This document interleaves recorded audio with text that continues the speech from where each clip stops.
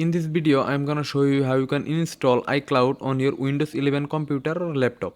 So first thing we need to do, just click on Windows Start menu, then search Microsoft Store. Open the Microsoft application.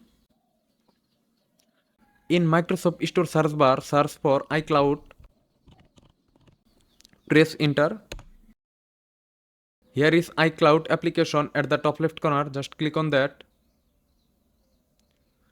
Now to download and install iCloud on your computer, just click on Get button. It will take few moments to download and install iCloud on your computer. Just wait few moments to download and install iCloud.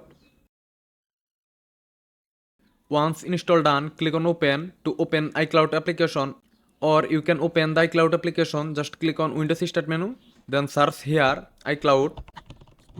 Just click on the iCloud application. Click on Get Started. To use iCloud application on your Windows computer, just sign in it, then you can use iCloud application. If you found this video helpful, don't forget to subscribe our channel. See you in the next video.